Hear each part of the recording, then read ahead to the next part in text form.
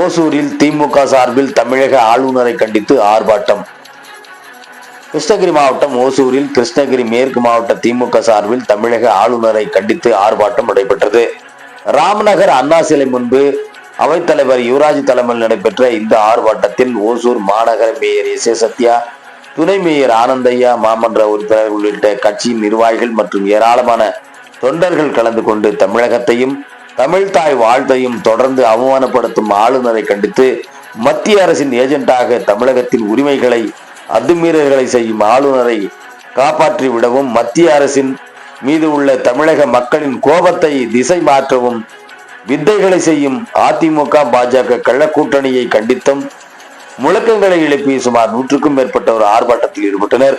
அப்போது பிஜேபியின் ஏஜென்டாக செயல்படும் ஆளுநர் RN ரவியை அதிமுகவுடன் ரகசிய உறவு வைத்துக் கொண்டு தமிழக சட்டமன்றத்தை புறக்கணித்து வன்மையாக கண்டிப்பதாக தெரிவித்த ஆர்ப்பாட்டத்தில் தமிழகத்தை விட்டு ஆளுநர் வெளியேறு எனவும் தமிழக ஆளுநரை மத்திய அரசு திரும்ப பெற வேண்டும் என வலியுறுத்தி கோஷங்கள் எழுப்பப்பட்டனர். இந்த ஆர்ப்பாட்டத்தில் ஓசூர் மாநகர பொதுக்குழு சுகாதார தலைவருமான NS மாதேஸ்வரன், சீனிவாசன், ஷேக் ரஷீத், வியாபாரப்பள்ளி முன்னாள் சட்டமன்ற உறுப்பினர் முருகன், NB ராமச்சந்திரன், எலசகிரி சுரேஷ், சென்னப்பா, சீமராஜா, EG நாகராஜ், சீனிவாசன், சாந்தி கண்ணப்பன், சாந்தி சீனிவாசன், ஒன்றிய செயலாளர்கள், ஊராட்சி செயலாளர்கள், இந்நாள் முன்னாள் நகர ஒன்றிய பேரூர் கழக தொண்டர்கள் என 100க்கும் மேற்பட்டோர் கலந்து கொண்டு கண்டன கோஷங்களை எழுப்பப்பட்டனர் என்பது குறிப்பிடத்தக்கது. சரி, தந்தை பெரியார் ஆனாலும் சரி, அறிஞர் அண்ணா ஆனாலும் சரி, தலைவர் கலைஞர் ஆனாலும் சரி, எந்த அரசியல் கூட்டத்திலும் இவர்கள் பெயரை தவிர்த்து யாரும் எந்த அரசியலும் செய்திட முடியாது என்பதுதான் உண்மை. ஆனால் அவர்கள் பெயரை உச்சரிக்க மாட்டேன் என்று சொல்லி அந்த ஆளுநர் கூட்டத்தை புறக்கணித்து சென்றவர் தான் ரவி. இது அதே போல நேற்றைக்கு நடந்த கூட்டத்தில் கூட தமிழ்தாய் வாழ்த்து சொன்ன பிறகு தேசிய கீதம் பாட வேண்டும் என்று அவர் சொன்னார். எப்படி தேசிய கீதம் பாட? நம்முடைய மரபு, தமிழர்களுடைய மரபு, தமிழ்நாட்டினுடைய மரபு, காலமாக காலம் தொட்டு இருக்கின்ற மரபு. தமிழ்தாய் வாழ்த்து தொடங்குகின்ற போது தமிழ்தாய் வாழ்த்து பாடி நிகழ்ச்சிகள் முடிவற்ற பிறகு தேசிய கீதம் பாடுவதுதான் நம்முடைய மரபு. அதை தவிடுபொடியாக்க வேண்டும், தான் நினைத்ததை நடந்திட வேண்டும் என்று அவர் நினைக்கிறார். அவருக்கு தெரியும் நம்ம தேசிய கீதம் பாட மாட்டோம், தமிழ்தாய் வாழ்த்து முடிச்சுட்டு அடுத்த நிகழ்ச்சி தான் நடத்துவோம், தேசிய கீதம் பாட மாட்டோம் என்பதை ஆளுநருக்கு நன்றாக தெரியும். தெரிந்தும் தான் புறக்கணிக்க வேண்டும், அந்த கூட்டத்திலிருந்து அந்த ஆளுநர் உரையை பேசாமல் எழுந்து செல்ல வேண்டும் ஒரே நோக்கத்திற்காக இப்படி ஒரு குற்றச்சாட்டை சொல்லி வெளியேறியிருக்கிறார். இதற்கு இன்றைக்கு எதிர்கட்சியாக இருக்கின்ற முன்னாள் முதலமைச்சர் எடப்பாடி பழனிசாமி கூட துணை போயிருக்கிறார். அன்றைக்கு சட்டமன்றத்திலே கூட எடப்பாடி பழனிசாமி இதற்கு சட்டமன்றத்திலே ஆனாலும் சரி, சட்டமன்றத்துக்கு வெளியிலே ஆனாலும் சரி, இதற்கு ஒரு கண்டனம் கூட தெரிவிக்காத எடப்பாடி பழனிசாமியை இந்த தமிழக மக்கள் என்றைக்கும் மன்னிக்க மாட்டார்கள் என்பதுதான் உண்மை. காரணம், இன்றைக்கு கழுகு தேஞ்சு கட்டருமான கதையா இன்றைக்கு உங்களுடைய கட்சி எந்த லட்சணத்தில் இருக்கின்றது இந்த தமிழ்நாட்டில் எல்லாருக்கும் தெரியும். இனியும் போக போக எடப்பாடி பழனிசாமியே நீ சட்டமன்றத்துக்கு போக முடியாத ஒரு சூழ்நிலை இன்றைக்கு தமிழக மக்களால் உங்களுக்கு வழங்கப்படுகிற தண்டனை இருக்கிறது. ஏன்னு சொன்னால் இந்த உரையை நீங்கள் ஏன் கண்டிக்கலன்னு தான் நாங்கள் கேட்கிறோம். ஆளுநர் சொன்ன வார்த்தையை நீங்கள் ஏன் கண்டிக்கவில்லை? அப்படின்னா நீங்க எல்லாம் ஒரே கூட்ட கொள்ள, நீங்க 2 பேரும் கள்ள கூட்டணி. அவரை நினைக்கிறது நீங்க நினைக்கிறது எல்லாம் ஒண்ணுதான். திமுகவை வஞ்சிக்க வேண்டும், தமிழக மக்களை வஞ்சிக்க வேண்டும் என்ற ஒரு நோக்கமே தவிர உங்களுக்கு வேற ஒன்றும் கிடையாது என்பதற்கு இது போன்ற பல விஷயங்கள் எல்லாம் சாட்சி. நீங்கள் பார்த்தீங்கன்னா ஆளுநர் ரவி எல்லாம் பேசினாங்க, நம்ம பேசும்போது தமிழ் தேசிய கீதம் பாடாதான் போனாங்க. ஆனால் அவர்களுடைய நோக்கம் எல்லாம் அது கிடையாது. தமிழை நாம் தொடர்ந்து முன்னிலைப்படுத்தி வந்து கொண்டிருக்கிறோம். தமிழ் இந்த உலக அரங்கத்திலே முன்னிலைப்பட்டு கொண்டே இருக்கின்றது. உதாரணத்திற்கு முந்தானத்து நம்முடைய முதலமைச்சர் அவர்கள் எழும்பூர் பொருட்காட்சியத்தில் பேசும்போது சொன்னார், நம்முடைய முன்னாள் இயக்குனர் ஜான் மார்ஷல் என்கின்றவர், அவர்தான் முதலில் சிந்து சமவெளி நாகரிகத்தை உலகிற்கு அறிமுகப்படுத்தியவர். அந்த உலகிற்கு அறிமுகப்படுத்தியவர்.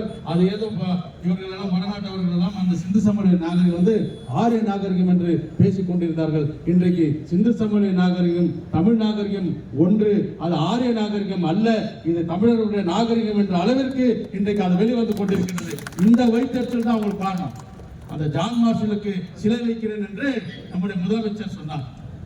அது மட்டுமல்ல, சிந்து சமவெளி நாகரிகத்தில் எழுதப்பட்ட எழுத்துக்கள், அந்த எழுத்துக்களை வடிவமைத்து தந்து அதை கண்டறியப்பட்டால் $1 மில்லியன் தரப்படும் என்று பரிசையும் அறிவித்தார். இது என்னடா போற போக்கு பார்த்தா உலகத்திலே தொன்மையான மொழி திராவிட மொழி, அதுவும் தமிழ் மொழி என்ற ஒரு சூழ்நிலை இந்த ஆட்சி உருவாக்கிவிடும். நாளைக்கு நம்முடைய ஆரிய கூறுகள் மாற்றி அமைத்து விடுவார்கள்.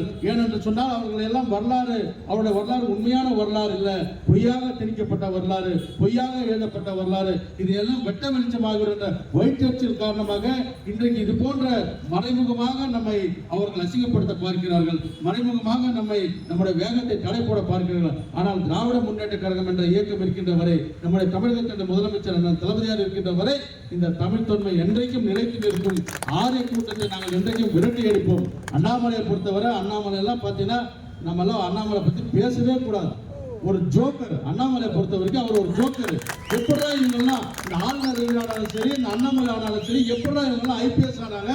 ஒருவேளை இவங்க ஐபிஎஸ் அதிகாரியா இருக்கும்போது இவர்கள் எல்லாம் அந்த மக்களுக்காக எப்படி வேலை செஞ்சிருப்பாங்கன்னு நீங்க யோசிச்சு பாருங்க. இவங்க நடுநிலையா இருந்திருப்பாங்களா? இவங்க எல்லாம் கடந்த காலங்களெல்லாம் இவர்களுடைய வழக்குகள் ஆனாலும் சரி, இவர்களுடைய காலங்கள் பார்த்தீங்கன்னா இவர்களெல்லாம் ஒருதலை பட்சமா தான் கண்டிப்பா செயல்பட்டிருப்பாங்க. ஜம்மு காஷ்மீர்ல ஒரு கோயில்ல வைத்து 6 வயது சிறுமியை பலாத்காரம் செய்யறாங்க பிஜேபி காரங்க. தொடர்ந்து ஒரு கூட்டம் பலாத்காரம் செய்யுது.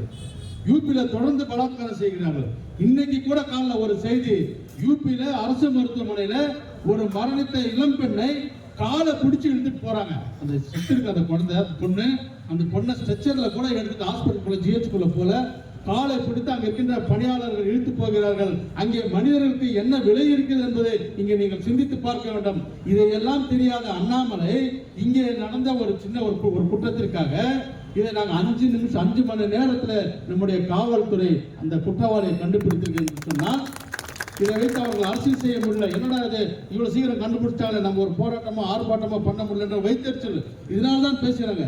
இந்த அண்டை மாநிலத்தில் நம்ம எடியூரப்பா முன்னாள் முதலமைச்சர் பாரதிய ஜனதா சார்ந்தவர், அவர் மேல பாலியல் வழக்கு இருக்குது. இதற்கெல்லாம் அண்ணாமலை நீங்கள் என்ன பதில் சொல்ல போகிறீர்கள்? இதற்கெல்லாம் நீங்க கரண்ட் கம்பத்தில் தொங்க போறீங்க. ஆக அண்ணாமலை ஆனாலும் சரி, RN ரவி ஆனாலும் சரி, திராவிட முன்னேற்ற கழகம் என்பது ஒரு எஃகு கோட்டை. இந்த எஃகு கோட்டை ஆட்டவோ அசைக்கவோ உங்களால் முடியாது. உங்க பாஸ் அமித்ஷா ஆனாலும் சரி, மோடி ஆனாலும் சரி, யாரானாலும் திராவிட முன்னேற்ற கழகத்தை பொறுத்தவரை, தமிழகத்தை பொறுத்தவரை நீங்கள் எங்கள் வட்ட பூஜ்யம் தான், 0 தான். ஏற்கனவே இப்ப டெபாசிட் இழந்திருக்கிறீங்க.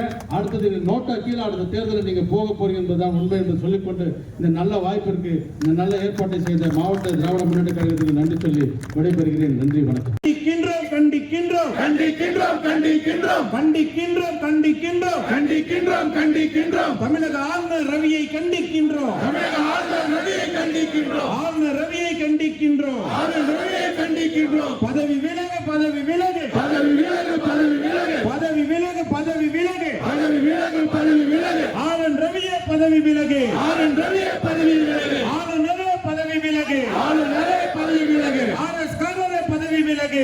RS காரரே பதவி விலகு. தமிழக விரோதிய பதவி விலகு. தமிழக விரோதிய பதவி விலகு. தமிழுக்கு எதிரிய பதவி விலகு. தமிழுக்கு எதிரிய தமிழர் பண்பாட்டை அவமதித்த, தமிழர் பண்பாட்டை அவமதித்த, தமிழர் பண்பாட்டை அவமதித்த, தமிழர் பண்பாட்டை அவமதித்த ஆளுநரே பதவி விலகு. ஆளுநரே மதித்த தமிழர் கலாச்சாரத்தை அவமதித்த RN ரவியே பதவி விலகு. RN ரவியே பதவி விலகு. RS காரனே பதவி விலகு.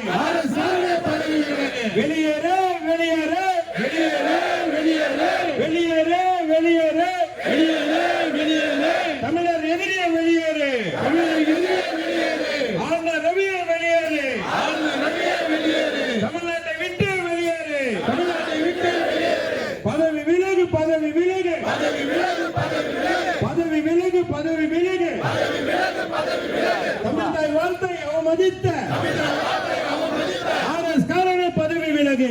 RS காரனே பதவி விலகு. ஆளுநர் ரவியே பதவி விலகு. ஆளுநர் ரவியே பதவி விலகு. பலிக்காதே, பலிக்காதே, பலிக்காதே, பலிக்காதே, பலிக்காதே, பலிக்காதே, பலிக்காதே, பலிக்காதே. பாசிச பாஜகவை, பாசிச பாஜகவை திட்டம் இங்கே பலிக்காதே. திட்டம் இங்கே பலிக்காதே. திட்டம் இங்கே பலிக்காதே. திட்டம் இங்கே பலிக்காதே. வேண்டாம், வேண்டாம், வேண்டாமே.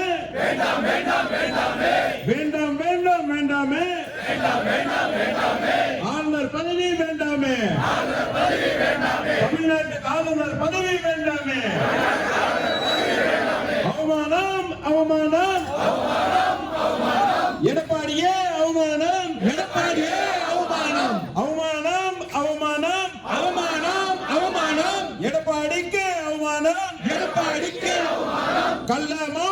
காத்திருக்கும்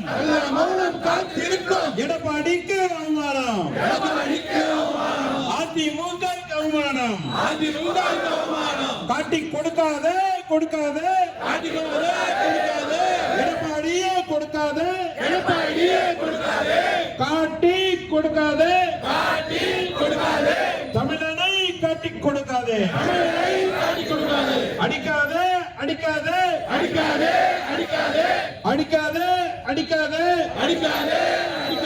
எடப்பாடியே அடிக்காதே அதிமுக அடிக்காதே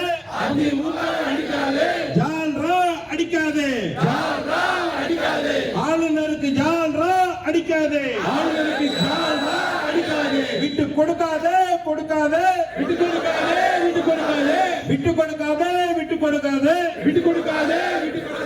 எடப்பாடியே விட்டு கொடுக்காதே பழனிசாமியை விட்டு கொடுக்காதே சுயமரியாதை விட்டு கொடுக்காதே மானத்தை விட்டு கொடுக்காதே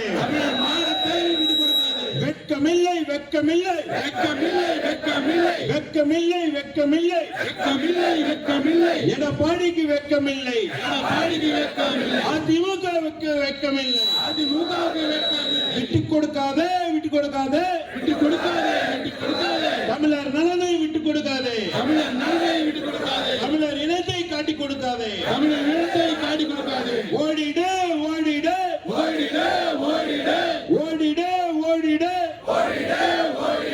ஆர்.என். ரவியை ஓடிடு